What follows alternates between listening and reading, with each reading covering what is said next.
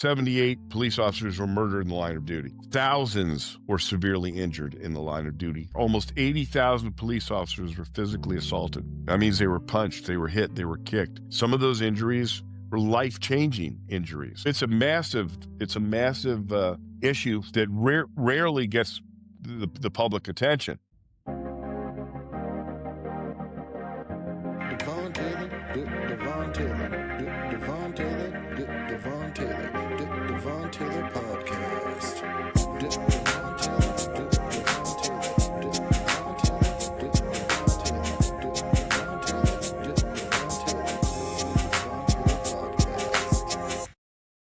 guys, and welcome to another episode of the Devon Taylor podcast, where we have guests from all around the world tell their unique and powerful stories to not only allow their voice to be heard, but for you to leave feeling inspired. Today's guest is someone who has spent over 3 decades on the front lines of American law enforcement, not just witnessing the changes in our country, but actively stepping in where support is missing. Our next guest is a retired police lieutenant, nationally recognized expert on policing issues, and former star of the hit show Cops, with appearances in major film and TV projects. But his most impactful work came after he hung up the badge. He is the founder and CEO of the Wounded Blue, the only organization in the nation dedicated to supporting officers and families whose lives are shattered by line of duty injuries or death. Their mission is simple. No cop should ever go through crisis alone. Through peer support, advocacy, and nationwide outreach, they're filling a gap most people don't even know exists. And now they're launching a new initiative asking Americans to donate just $9.11 to help save lives and families. At a time when conversations around crime, community trust, immigration, and policing are louder and more divided than ever, I'm happy to welcome to the show Lieutenant Randy Sutton. Hello. Hey, it's great to be here. Thanks for having me. We're going to have a great conversation. Yeah, thank you for being here. I'm really excited to kind of get into it, but I really wanted to kind of just start off with, your start. You spent a lot of time in law enforcement and then chose to dedicate your life to helping officers and families in crisis. What moment or story made you realize that the Wounded Blue needed to exist? Well, that's a long story. Excuse me. So let's go back to the beginning. I became a police officer at a very young age. I was 19 when I got hired as a cop for the first time in New Jersey. I was a police officer in a small community, Princeton, where the university is. That was my hometown, and got hired right under the wire. They had just changed the age of majority from 21 to 18, and for a very brief period of time, you could actually become a cop at 19. And somehow, through a weird set of circumstances, I did. Now, I was old enough to be a cop. I was old enough to drink. I was old enough to vote, but I wasn't old enough to buy ammunition because you had to be 21 by federal law. So here I am getting ready to go into the New Jersey State Police Academy, and I had to have my mom go buy my bullets for me. Yeah. It's a humbling experience. But I love being a police officer, but I was bored as a small town cop, quite honestly. Princeton had 30 police officers who just didn't give me the challenges that I really was looking for. So even though I was almost halfway to retirement, I was a detective after 10 years. I decided that I needed more challenges. And so I researched different agencies and chose the Las Vegas Metropolitan Police Department. Came out here, had to take the test all over again, had to start over as a rookie, go through the academy again, and begin my career all over as a police officer, a patrol officer. But I never looked back on that decision because it gave me, of course, be careful what you wish for, right? We all think that, hey, man, that grass is greener on that side, and it did afford me exactly what I was looking for, the challenges. But with it came the reality check. I was still on probation when I was in my first shooting, when a 15-year-old gang member tried to ambush me, and so I was chasing this kid. He was in a stolen car. They crashed, and I was chasing after him. I didn't know how old he was, but I'm 2:30 in the morning. I'm running after him in a housing project, and I go around the corner. He goes around the corner of the building. I go around the corner of the building. I have my gun in my hand, And as I come around the corner, he's laying in wait to shoot me. And I saw the threat. I saw the barrel of his gun. I instinctually fired around, and the bullet zinged right by his ear and hit the building behind him. And a piece of stucco broke off and hit him in the head. He thought he was shot, and he couldn't throw that gun down fast enough. So luckily, he lived, and then I found out he was 15 years old, and I realized I'm not in Kansas anymore, Toto. You're in the big world, Yeah. and that was the first of a number of shootings that I was involved in. So I got what I was looking for. I got more action, but also, let me say this. This is really important that the experience of being a police officer, especially in a major city, is is an incredible opportunity for personal growth on a spiritual level, on a personal level, basically every aspect of human growth. Um, it's a laboratory for learning about yourself, learning about the world, learning. It was an incredible opportunity, and I never look back on that decision. So, Yeah. with that career choice came a lot of different other aspects that I didn't anticipate. Like you mentioned, the television show Cops. So I was the most featured officer on that show, Wow. and with that came very a lot of other opportunities which I never expected, and that is a talent agent saw me on Cops, reached out to me and said, "Hey, there's going to be a film shot in Vegas, and the director is looking for realism in the part of a police officer. Would you come down and do an audition?" And always looking for a new adventure. I walked into this suite at the old Riviera Hotel, and who's there but Robert De Niro and Martin Scorsese, and it was the film Casino. And so I wound up getting a pretty good role in that, and that began my acting career, and I'm still doing that to this day. So Wow. many opportunities, but the other part of this there isn't a police officer I know that has not gone. It goes with the territory, and with a thought too. Yeah. I mean, just you explaining that first story, remarkable for you to change sceneries and then immediately be met with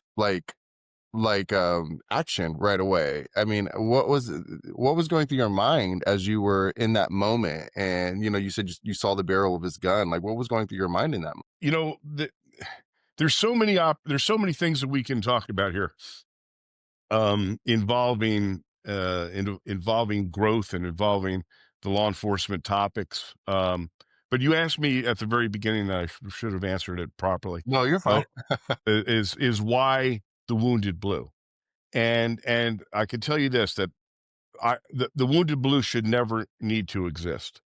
I never saw myself in this role, but it happened because of what happened to me.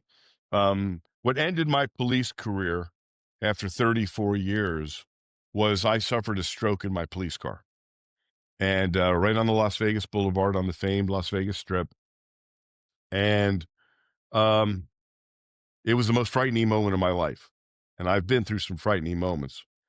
I was driving down the street. I had a young officer with me. I was the watch commander, which meant I was the highest ranking officer on the department on duty at that time.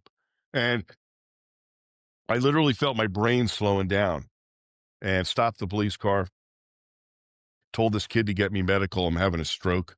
Got out of the car and started speaking gibberish. Knew I was speaking gibberish, but I couldn't control it. And then I lost the ability to speak and move altogether and crumpled to the pavement and lay there absolutely helpless, unable to speak, move.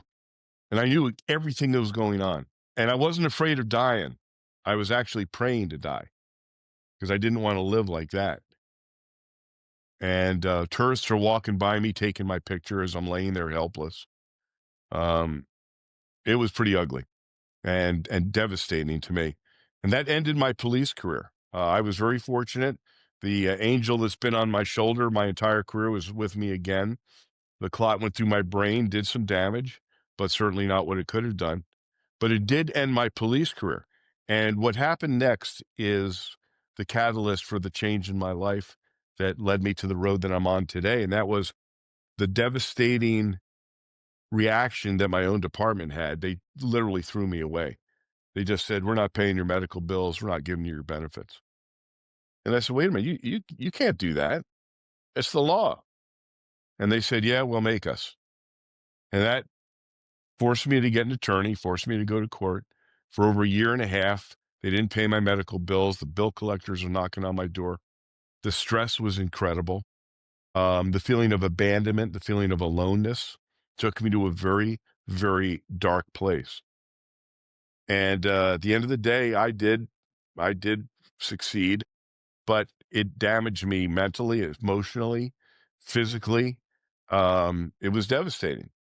And then, because of being in the movies, because of being a writer and having books out, because of being a police trainer, and that notoriety that I had, cops from around the country started reaching out to me on Facebook and other ways. "Hey, Randy, I know you don't know me, but I was shot in the line of duty and they've abandoned me. I was paralyzed when a drunk hit my police car. They've thrown me away." And from all over the country. And I realized, oh my God, this is a national issue.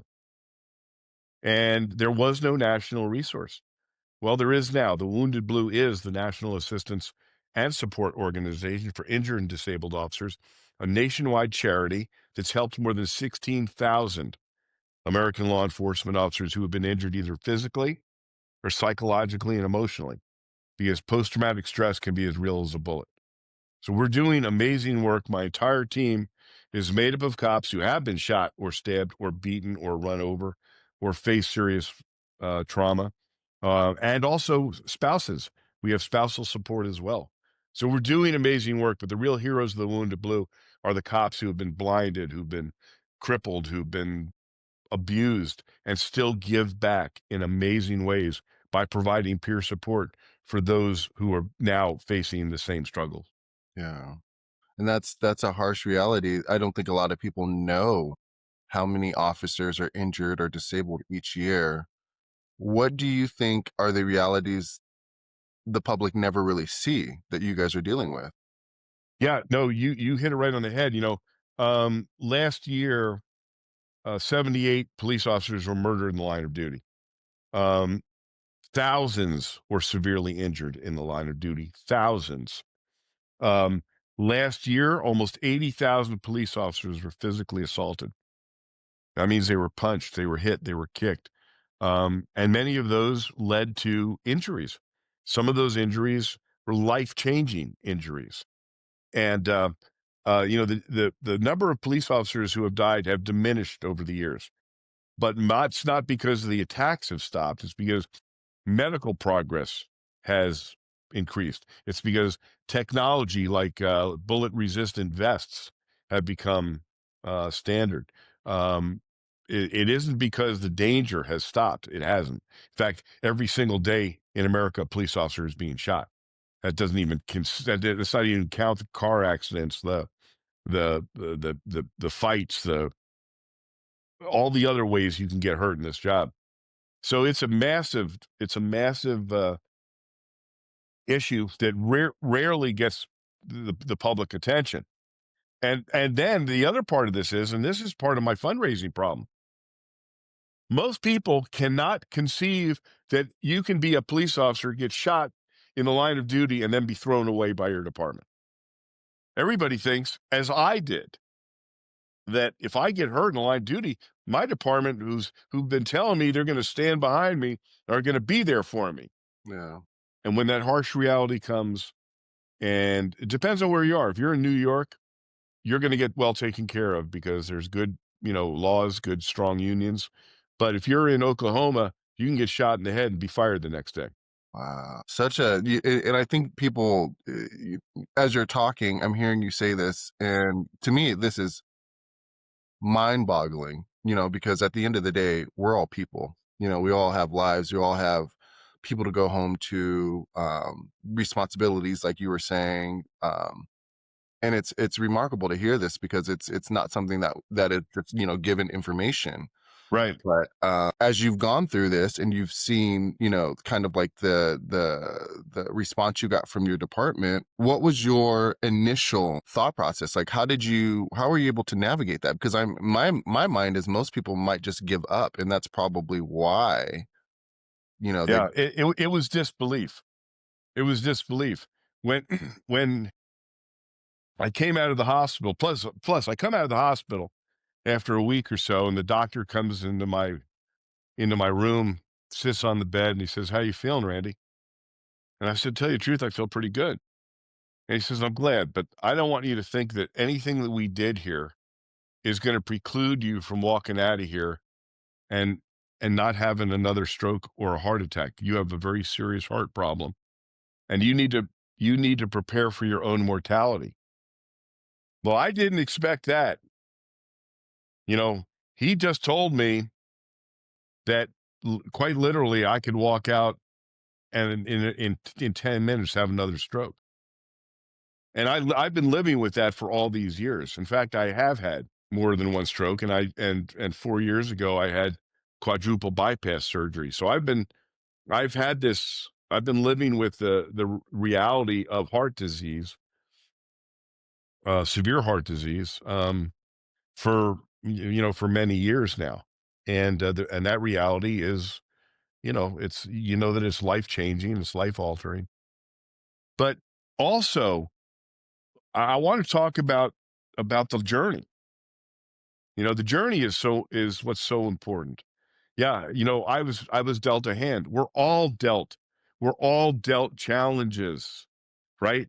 Some more than others. Mine, in the big scheme of things, I don't think my challenge is that big when I see what's happening to many, many others, especially those that I've been working with, that have really devastating, life-changing injuries. But I want to talk about the positives. So let's so now I get diagnosed. Doctors say, "Hey, prepare for your own mortality." Now I'm thinking, what's going to be my legacy? And I had already written 3 books by then. Um, and I Wow. knew it was going to be a book, but I didn't know what it was going to be. I'm like, that's a remarkable statement. You said you wrote 3 books and you were thinking about your legacy. That's crazy. Most people haven't even written one. That's Well, and here's the other thing: everything that's happened in my life has been by accident. Right? I never intended to be an author, but what happened? Every cop goes through life changing experiences, right? One of the life changing experiences I had was when I saved the life of a 1-month-old baby who'd been shot in the face during a gang initiation shooting. She had been in her mom and dad's car, completely innocent family, and these 3 punks pull up alongside of him, and just open fire on the car. One of the shots hits the baby in the face. I happen to drive onto the scene within seconds. And I see a car up on the sidewalk, people running around screaming. I have no idea what just happened, but radio for backup. I'll be out with unknown trouble. And it's the scene is very chaotic. And there's bullet holes all over the car. And then somebody screams, "Oh my God, the baby's been shot." And I look down, there's this devastating injury to this child. And the protocols are you call for an ambulance, secure the scene. But I knew that if I didn't get that baby to the hospital, she was going to die. So the first patrol car that got there within seconds, I picked up the baby. I said, "Radio, we're bringing in a baby that's not breathing."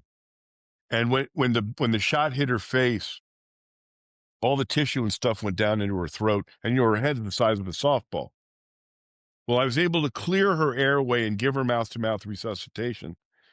And because I was there within literally, minutes of this injury, I was able to bring her back with no brain damage. I got her to the hospital, and now she is a happy, healthy woman. God Well, for you. so by being in that place at that time, which I fully believe was guided by the hand of someone much in a much different plane than I am, um, I was able to save her life. And that evening, I went home and it was such a moving experience for me. I felt like I had to write about it. So I got a yellow pad and a pen out, and me and a bottle of scotch, and we wrote the story called Her Name Was Jackie. And I just felt like I needed to write it. I didn't have anything to do with it. Yeah. So I stuck it in a drawer. And that story sat in that drawer for almost 4 years. And then the World Trade Center was attacked. And it was the most devastating day for law enforcement in history. And I felt helpless. I wanted to help those families, those officers who were killed. And remembered that I had that story. And I thought, wait a minute, hold on a second. You know, every cop I know has a story like that.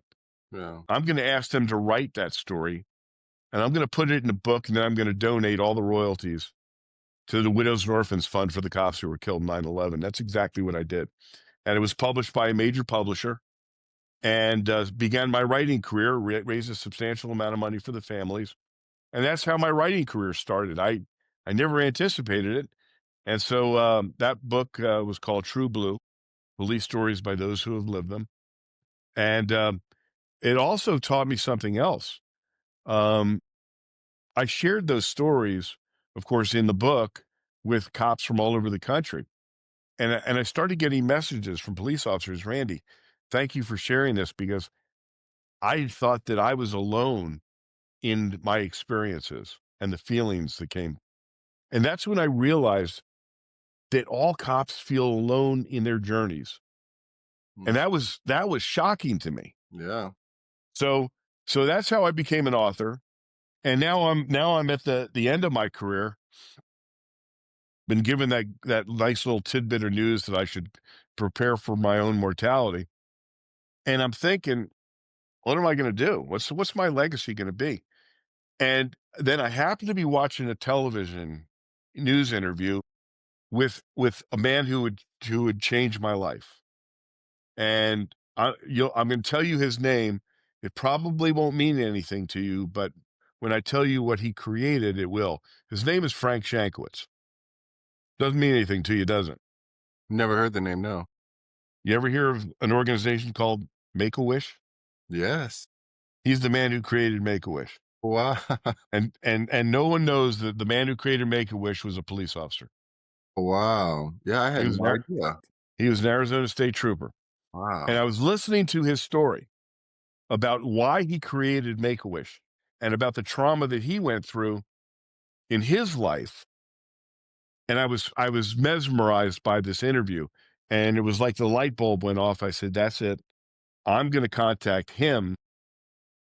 And I want to talk to him about who it was in his life that gave him the desire, the drive to want to achieve things like he did by helping other people. Yeah. And that became my fourth book, called The Power of Legacy: Personal Heroes of America's Most Inspiring People. And meeting Frank Shankowitz created a friendship that lasted literally till the day he died. And he became, when I came up with the idea for the Wounded Blue, he was the first member of my board of directors. And it was his guidance that helped me create it. In fact, Frank Shankowitz, there's a movie about him called Wishman. And I urge all of your listeners and viewers, go rent Wishman. It's on Amazon or, Netflix. Now, I'm in the movie too. I Oh, got to yeah. play. I got to play a role in the movie about my hero. It doesn't get Wow. any better than that, right? That's beautiful. And so, um, this chain around my neck is my grandmother's chain. This ring here is my father's wedding ring. That heart is my mother's heart, and that St. Christopher medal is Frank Shankowitz's St. Christopher medal. That's how close we were, and he's with me every day. That's so beautiful. Wow, and so brave of you to reach out to someone that you looked up to. What was that feeling like when he responded and actually was receptive to helping you? All right, so here's the weird part of the story. This is crazy. So I reach out to him. I tell him who I am, and because I'm a cop, he says, and I live in Las Vegas. He lives in Prescott, Arizona. He's a real cowboy. He's a real no bullshit cowboy, right? And He says, meet me in at my house. So I'm headed, it's about a 5-hour drive. He calls me the day before. He says, hey, I'm going to shave an hour off your drive. Meet me at this diner in Seligman, Arizona. I said, okay. And then I hang up. I go, where the hell is Seligman, Arizona? I have no idea. So I I look up Seligman, Arizona, and it's on Old Route 66. Now, why is that significant? I'm a lot older than you are, but there was a television show back in the 60s called Route 66 that I modeled my life after. It was two guys in an old Corvette who traveled Route 66 doing good deeds. It was an amazing show, way ahead of its time. And I've been driving Corvettes my entire life because of that stupid television show. To this day. So now I'm going to be driving on Route 66 in my Corvette Wow. to go meet this larger than life man. Now, so I'm really excited about this. Now, the weird part is about to come into play. When I grew up, my father kind of thought himself to be a very talented photographer. He really wasn't, but he thought he was. So, okay. And so he had all photographs lining the walls of my childhood home. And so I would look at these photos, and one of them was 3 Western storefronts. And I would look at this literally every single day, right? And I get to the Seligman, Arizona, and I pull into this little diner, and it's been 5 hours. I get out of the car, and I stretch, and I look across the street, and there is the photograph that my father took. Those 3 storefronts were right in front of me. I was standing where my father stood 50 years before. Wow. And it literally knocked me off my feet. It was such an emotional moment. So I got my shit together, and I went in to meet Frank Shankowitz. You can't miss this guy. He's a larger than life guy, big mustache, 10-gallon hat. And I see him in the corner, and I go up and shake his hand. And this guy's been a cop for 40 years. He doesn't miss anything. Wow. And he says, hey, are you okay? And I recount to him what just happened. And he sits back and he looks back and he says, you city cops sure are sensitive. And that began the friendship that literally lasted till the day he died.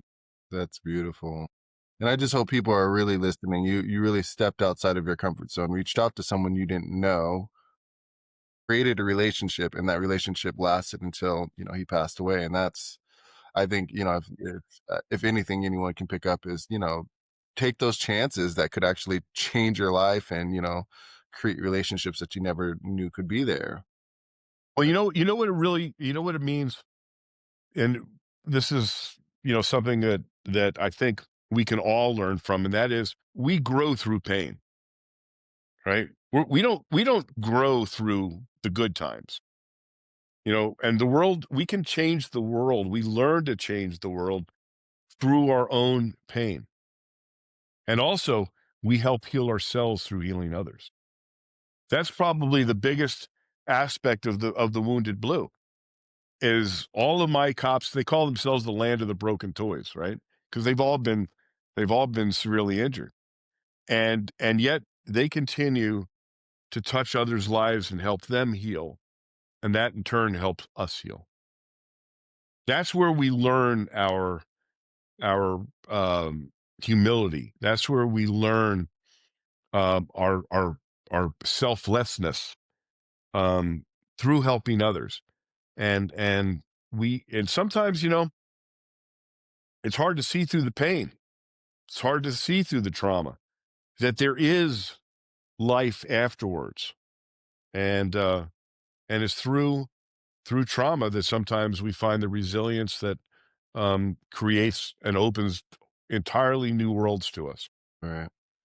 And I think one of the things that I love most about your story is how not only are you taking the stories that you've had, with your first book that you combined stories, and you help bring out the awareness of what you guys are actually going through. And I kind of wanted to like go into, the book that you, if you can share it with us too, the book that you just wrote now. What was the inspiration behind that, Rescuing 911? What was the inspiration behind that? What led you to write this book? And what do you hope people, if they did read it, will gain from it? So, Rescuing 911, the fight for America's safety, is a very easy to read book, but a very important book, because the reason I wrote it is because we are right now in a historic criminal justice crisis, and it's been building for years. We are in the middle of it right now. It is far more widespread than people have any understanding. The entire law enforcement profession is in crisis for a lot of different reasons, and most of them are political, and most of them are based on lies. And the unfortunate reality is that because of leadership that has led America to believe that the police are anything but what they are, um, we have seen a diminishment of the ability of the police to police. Every single major city has a lack of, don't have enough officers to police the streets. We have cops that are scared to death to do their jobs. We have cops being put in prison for doing legitimate stuff. And as a result, we have less cops now than we've had in decades. It is a true crisis. And this book, Rescuing 911, it talks about how we got here, but it also talks about how we need to work together as a nation, as people. Doesn't matter what that stupid letter is behind your name. Republican, Democrat, Independent, it doesn't matter. Your safety, your family's safety is at stake here. If we don't come together as a nation, then let me tell you, this isn't an accident.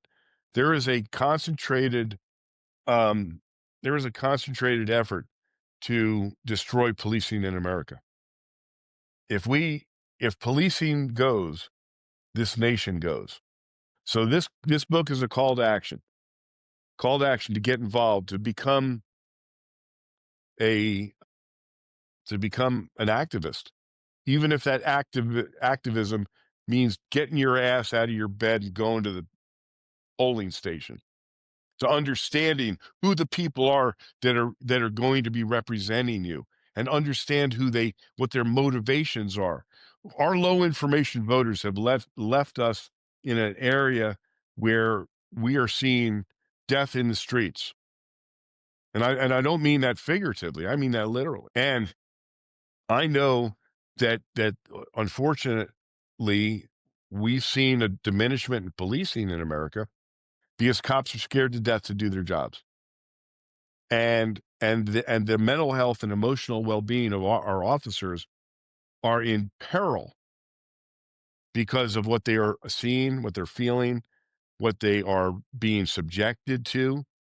And all this is part of why the Wounded Blue is such a critical component now more than ever.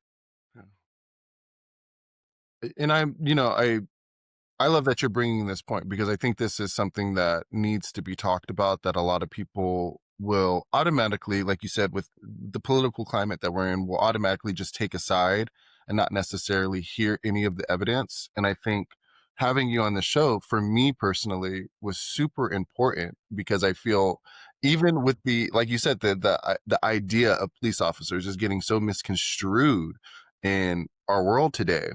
What do you think we can do to try to help people understand, or help police officers understand, that we need to come together and we need to find a solution that leads to us building as a community? It and boy, you asked us, you asked the $64,000 question. And what it means is that we have to personally grow ourselves and listen to others. There's never two sides to a story. There's three or four sides to a story. And we get so caught up in our own personal politics, our own personal issues that we don't even want to hear something from the other side. And that's by shutting off that communication, we shut off the ability to think and grow and learn and understand. Policing, believe me, I got to tell you, I'm not defending every cop for what they do. I mean, one of the things that I did as a police trainer, I wrote an article called "Policing with Honor: How to Survive Your Career Ethically as well as physically and emotionally," and it struck a chord in police agencies around the country. And I started getting phone calls. Hey, do you present on this topic? So I put together a training course, and it was really impactful about how to survive your career ethically. Because believe me, there's a lot of temptation out there. There's Yeah. temptation, from the physical temptations, the sexual temptations, the power temptations. There's so much out there, and not everybody is strong enough to put that aside. So there are those that will become corrupt. There are those that will commit misconduct, and when that happens, we need to understand and then get rid of them. Right?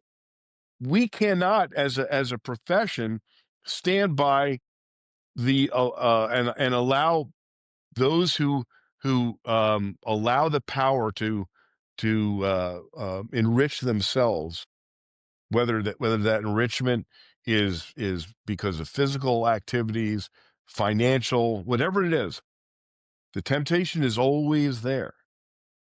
And that is why morality and a moral compass is so important.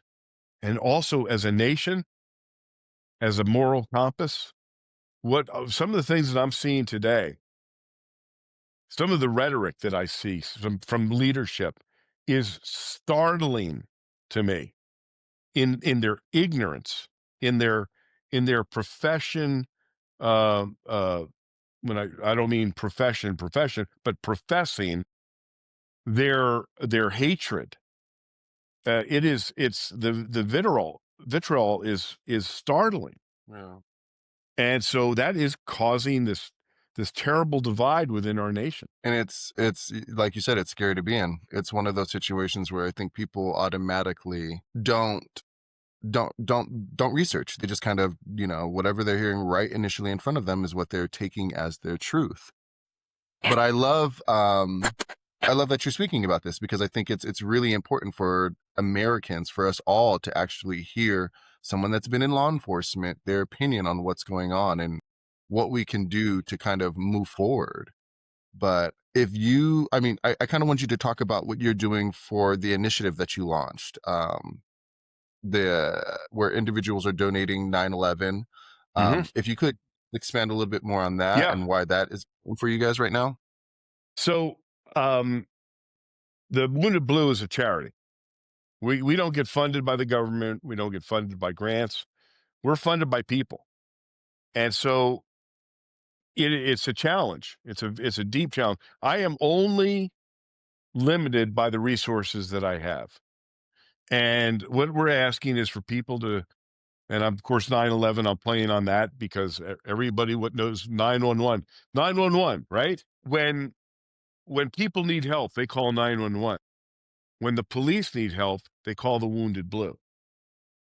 And so I am asking people, and I say it tongue in cheek, $9.11 isn't even coffee and a donut. Okay, give $9.11 a month to the Wounded Blue. If I had 10,000 people donating $9.11, what I could do as far as changing lives and altering and saving lives would be amazing. Even $9.11, you could play a role in helping. You might save a cop's life, literally, by your donation. That's beautiful. What do you hope obviously it's to help these families, and to save as many police officers' lives as possible with this initiative. But what do you hope the Wounded Blue will have 10 years from now? What Well, impact? like I said, if I could have my wish, my little wand, the Wounded Blue would never need to exist. Mm, Unfortunately, I know the reality, and the Wounded Blue. Um, if I had my wish list, we would have our own treatment center. Right now, we farm that out to culturally competent practitioners, both in the physical realm and also in the psychological realm. But let me give you a happy ending story before we go. So we had an officer, Texas police officer. This guy's in the best shape of his life. He's a triathlete, 36 years old. Gets in a fight with us. He's married. He's got young children. Gets in a fight with a 16-year-old who's all doped up on meth. During the fight, the kid tries to pull the cop's gun out of his holster. So the officer he wraps him around in like a bear hug to keep him from getting his gun. And the kid pushes back and they fall, and the officer's spine hits the curb and he instantly loses sensation from the waist down. They get him to the hospital, and he's in a fairly rural area. And the doctor says, look, you need spinal surgery, but we don't have a surgeon that can do it. So instead of sending him to airlifting him to Dallas, where they have the surgeon, they inexplicably told him to go home, um, go find his own doctor. That began the nightmare. Workers' comp said, well, look, they sent you home. You don't need surgery. He became more and more, the injuries became more and more painful. He's trying to get treatment. They wouldn't give him the treatment. They wouldn't treat him. He's getting worse and worse. They forced him to go back to work. oh my gosh. He falls down the stairs at work because he can't hold himself up. And then after a year and a half, they finally give him the surgery, but it's too late. And the surgeon they gave him screwed up the surgery. And then what did they do? They fired him. Oh my gosh. Wait a minute, you can't come back to work? Can't work full duty? You're fired. Luckily, the sheriff in the county brought him in as an investigator because he was a human trafficking investigator. But he took an incredible pay cut, and that began the fight that he's fought for 7 years to get treatment, and is getting worse and worse and worse. Finally, we met him when he came to. We have an incredible conference each year called the National Law Enforcement Survival Summit. Every aspect of surviving a law enforcement career, and this officer's name is Tim, and his wife came, and it saved their marriage. And it saved his life because he was on the verge of killing himself because of the pain that he was in, and realized he felt alone. We brought him in. We embraced him. We gave him all the things that we could, and he became part of the Wounded Blue. But his physical injuries he was deteriorating to the point where we bought him a wheelchair because he was told he's never going to walk again. And he's in chronic pain, right? Chronic pain, taking painkillers all the time, just trying to live. Couldn't ever play with his own child. And now I'm going to tell you how sometimes divine intervention works. I'm not going to get spiritual on you, but I was doing a newscast on a major TV station, and I was talking about the Wounded Blue. And I got a phone call a half hour later. Hey, I saw you on the news. Tell me about the Wounded Blue. I support law enforcement. It turned out to be about a 2-hour conversation. This guy was very clearly very savvy in the charity world. And afterwards he vetted us and he said, I'm going to make it, this was Christmas time. He said, I'm going to make it a happy Christmas for you. And I will open the mail, and there was a check for $100,000. Wow. Right. That began a relationship that lasts to this day. It's been 4 years. I've never met this man. I call him the voice on the phone. He's given me over $1 million. Wow. So listen to this. 7 months ago, he and I are having a conversation, and mostly what he donates to is military charity. He's telling me about a Green Beret who was told he would never walk again because of the extent of his injuries. He was suicidal, um, bedridden. And this guy, the voice, was introduced to one of the finest spinal surgeons in the country. And he sent this Green Beret to this spinal surgeon in Virginia. And he's now riding horses. Wow. He fixed him after he was told he would never walk again. And I said, wait a minute. I've got a guy who sounds like the same type of thing. So he said, send me all his medical records. So I got all his medical records. We sent him to this doctor. This doctor said, I need to see him personally and examine him. So we sent him from Texas to Virginia. He spent a week there being all kinds of tests. And the doctor said, I can significantly help him. But they don't take insurance, and workers' comp, of course, would never pay for it anyway. We paid $300,000, and he danced with his daughter at her wedding 6 weeks ago. That's remarkable. It's remarkable. And that's only one of the stories. Wow. If I had the resources, if I had 10,000 people donating $9.11, how many more officers like that could be walking again?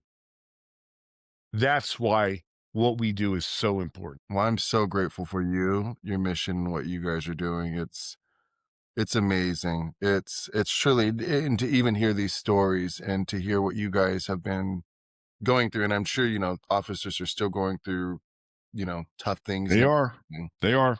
surviving, every single day. I don't think people really realize that you guys are putting your life on the line every single day to try to keep the order. And, like you said, there are a few bad apples here and there and, that succumb to it. But when people like you show up and give us hope and give us the direction that we should go in, I am truly, and I know you said you didn't want to bring faith into us, but we love faith here. So I truly believe God has you in your purpose. And So do I. yeah, that's remarkable. Like yeah, thank you so much for sharing that story. With that, I know, people can take away these remarkable stories, but what do you hope people, our listeners, take away your message from today? Understanding that police officers are your brothers, your sisters, your parents, your friends, that they're people, that they have hearts, that they're facing significant challenges physically, emotionally, psychologically. And when you think of a police officer, think of them with kindness, and then treat each other with kindness. Thank you so much for that. And thank you so much for being here and just sharing your story and what you're doing for all of the officers that have, been able to reach out to you. And I'm hoping that we can continue to help, reach a broader audience. So with that, can you just let us know, where can we find you? Where can we donate? Where can we Sure. get books? All of that. We'll leave it in So all my books are on Amazon. My website, of course, is thewoundedblue.org. That's thewoundedblue.org. And if you want to contact me directly, I'm Randy at thewoundedblue.org. And if you want to become a sponsor, you want to, help in a big way, you want to just talk to me, call me or contact me, Randy at thewoundedblue.org. See who we are, see what we do, and give what you can. $9.11 a month. And that's not a hard task, like you said. That's not even it's like a cup of coffee and a donut. That's it. So thank you again, Randy, so much. Thank you so much for what you're doing for all the officers around the world, or at least in our, in our country, and just really, being selfless and sharing your story and continuing to inspire. So thank you. My pleasure. Thanks for having me. Great to talk to you. Of course. All right, guys, until next time, we'll see you then. Hello everyone, it's Liam, and I'm back. I hope you enjoyed today's episode. If you would like to know more about today's guest, please go to www.thewoundedblue.org. Don't forget to like the video and subscribe on your way out. Have a great day. Bye now.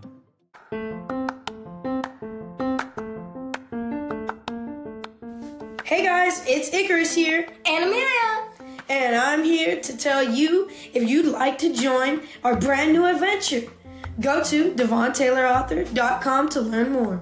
And check out the cool items like the new bucket hat. Yeah, and so much more. See you guys there.